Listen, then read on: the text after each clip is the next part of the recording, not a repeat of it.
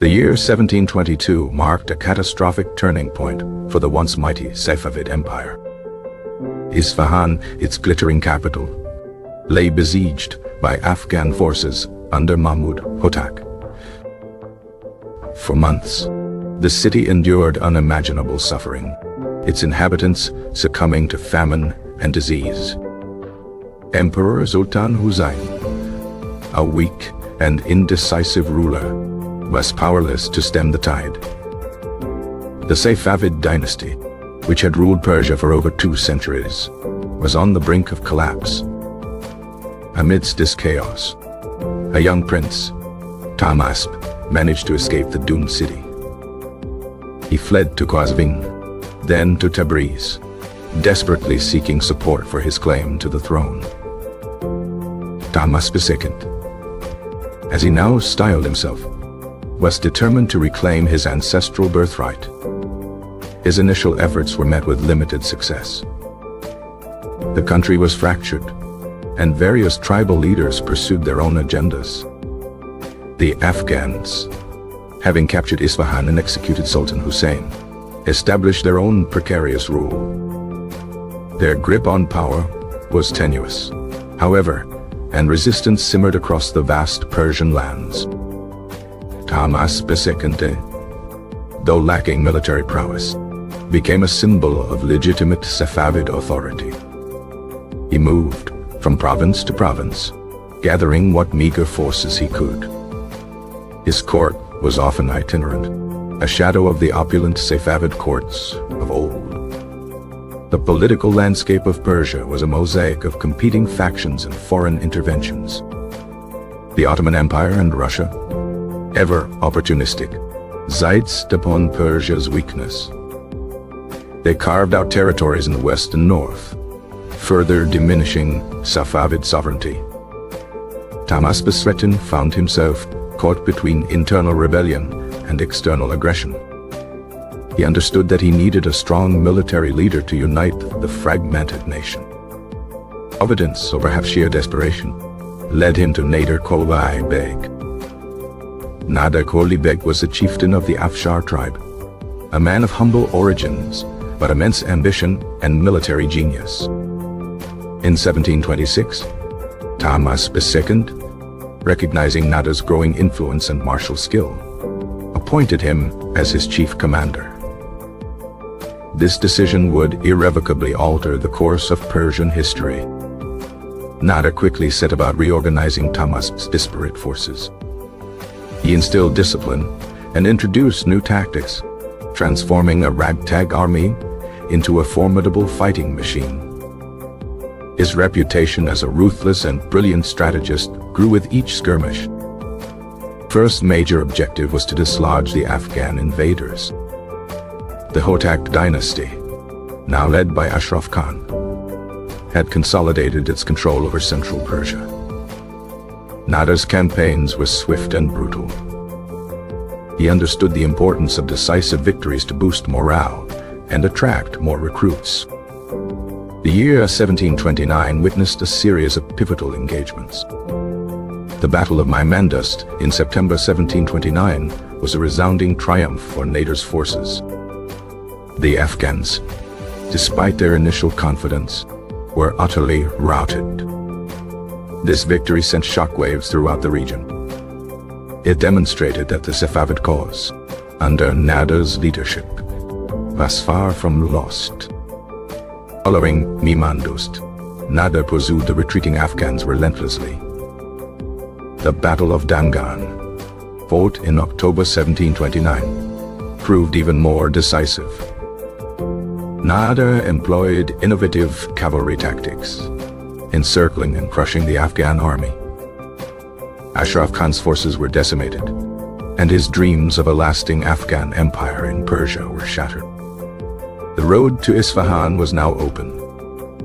The capital, which had suffered so grievously under Afghan occupation, awaited its liberators. In November 1729, Tahmasp, accompanied by Nader, made a triumphant entry into Isfahan. The city rejoiced, welcoming the return of a Safavid monarch. The restoration of the Safavid dynasty was complete, at least in name. Tahmasp II was once again seated on the peacock throne, but the true power now resided with Nader. The young Shah, though grateful, soon grew resentful of his powerful general. He yearned for genuine authority, not merely the trappings of kingship. Nader, however, had no intention of relinquishing his hard-won influence. He continued his military campaigns, driving the remaining Afghans from Persian soil. He also turned his attention to the Ottoman and Russian invaders. The early 1730s saw Nader engaged in fierce fighting on multiple fronts. He reclaimed territories lost to the Ottomans in the west. He pushed back against Russian encroachments in the north. Tahmasp II, meanwhile, made a critical error. In 1731, while Nader was campaigning in the east, the Shah decided to lead his own army against the Ottomans. He sought to prove his military capabilities and assert his independence. The campaign was a disaster. Tahmasp II's forces suffered a humiliating defeat at the Battle of Qoli. He was forced to sign a disadvantageous treaty with the Ottomans, ceding significant territories. This act of incompetence infuriated Nader. He saw it as a betrayal of his efforts and a threat to the stability of the restored empire. Nader swiftly returned from his eastern campaigns. In 1732, he confronted Tahmasp II. He publicly denounced the Shah's treaty and his military failures. Nader, with the support of the army and the populace, deposed Tahmasp II. The Safavid restoration, which Tahmasp II had symbolized, ended with his removal. Nader placed Tahmasp's infant son, Abbas III, on the throne, effectively making himself regent. This move was a temporary measure, a way to maintain the illusion of Safavid continuity. 4 years later, in 1736, Nader would depose Abbas III and declare himself Shah, founding the Afsharid dynasty.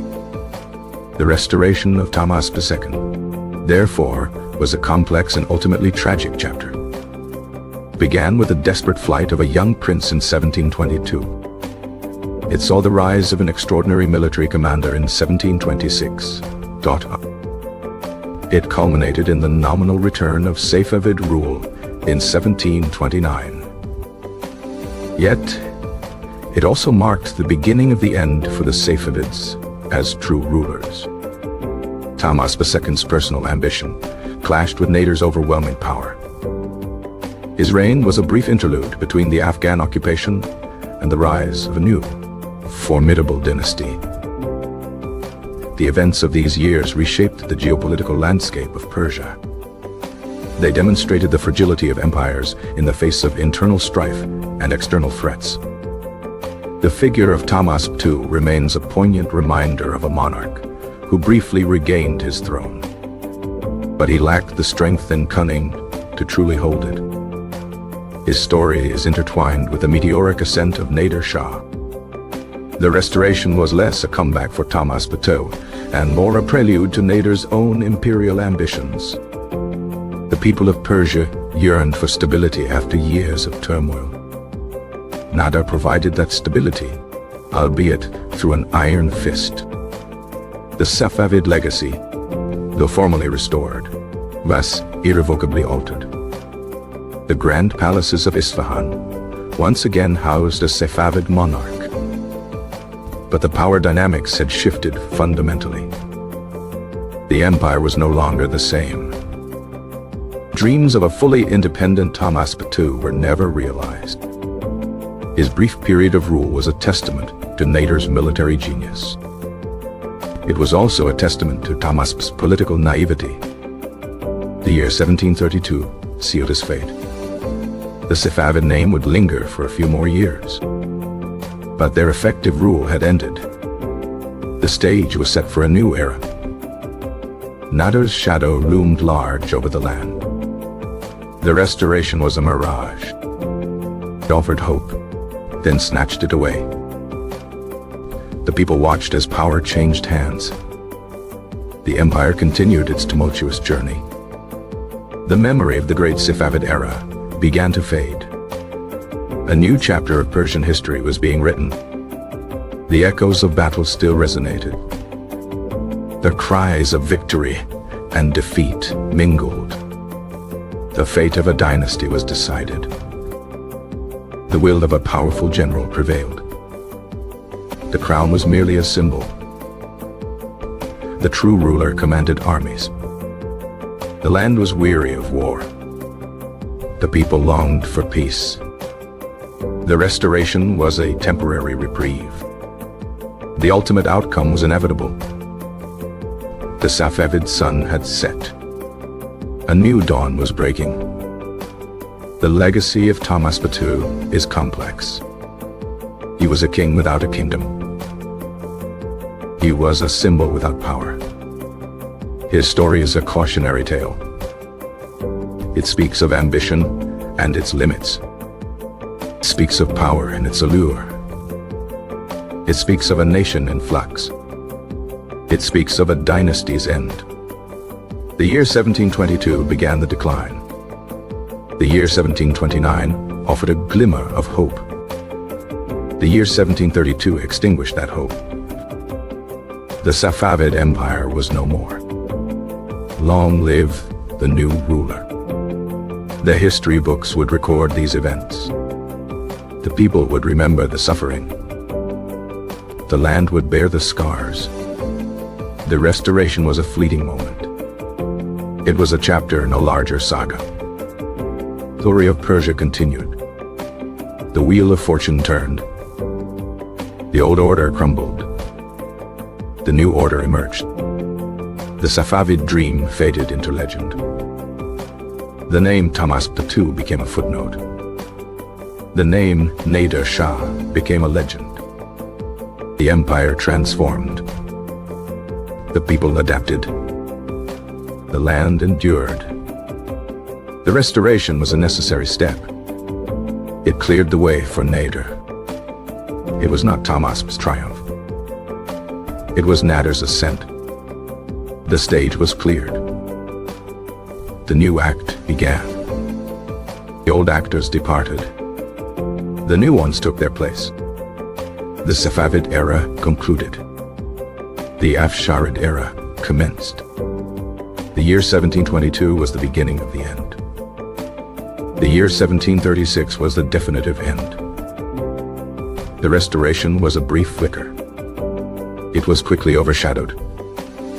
The true power had shifted. The old ways were gone. The new ways were here. The empire was reborn. But not for Tahmasp. Its fate was sealed. The history unfolded. The story was told. The Safavid dynasty fell. The new dynasty rose. The restoration was a transition. It was a bridge to a new era. The people witnessed the change. The world watched in awe. Persian Empire endured. Its rulers changed. Its spirit remained. The restoration was a pivotal moment. It was a turning point. It was the end of one chapter. It was the beginning of another. The legacy of Tahmasp II is one of lost opportunity. He was a king who almost was. He was a ruler who briefly reigned. But he was ultimately outmaneuvered. His story is a testament to the forces of history.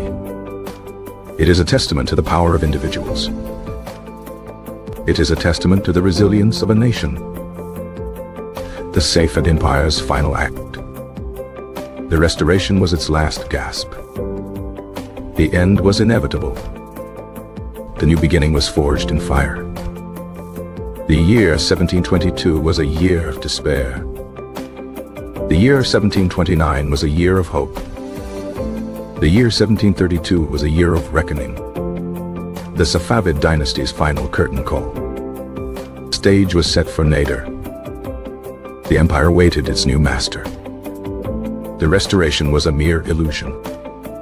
It was a temporary return. It was not a true revival. The power had shifted. The future was clear.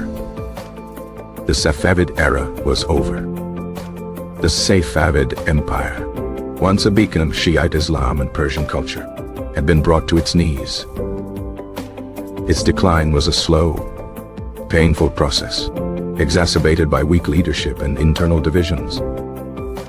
The Afghan invasion was merely the final, devastating blow. Tahmasp II's escape from Isfahan was a desperate gamble for survival. He carried the hopes of a shattered nation on his young shoulders. His journey across Persia was fraught with danger and uncertainty. He encountered skepticism and indifference from many local potentates. Yet his royal lineage still held a certain sway. The idea of a legitimate Safavid heir was powerful. It offered a rallying point against the foreign occupiers. Nader Qoli, initially a local warlord, saw the strategic value in aligning with Tahmasp II, understood that a royal figurehead could legitimize his own burgeoning power. Their alliance was one of convenience, a partnership born of necessity. Nader's military campaigns were a masterclass in strategy and execution. He utilized the terrain to his advantage. He exploited the weaknesses of the Afghan forces. His victories were not just military, they were psychological. Each triumph eroded Afghan morale and bolstered Persian resolve. The recapture of Isfahan was a moment of immense national pride. It symbolized the expulsion of the invaders. It represented the triumph of Persian identity. Tahmasp II's entry into the capital was met with genuine jubilation. The people believed their rightful king had returned. They hoped for a return to the glory days of the Safavids. However, the seeds of future conflict were already sown. Nader's ambition was boundless. He had tasted supreme power on the battlefield. He was not content to remain a mere general. Tahmasp II, for his part, failed to grasp the new reality. He believed his royal blood entitled him to absolute authority. He underestimated Nader's ruthlessness and political acumen.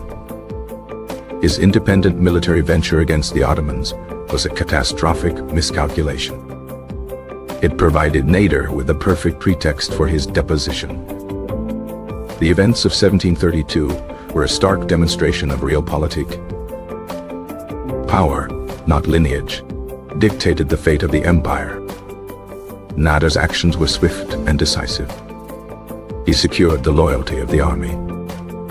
He gained the tacit approval of the religious establishment.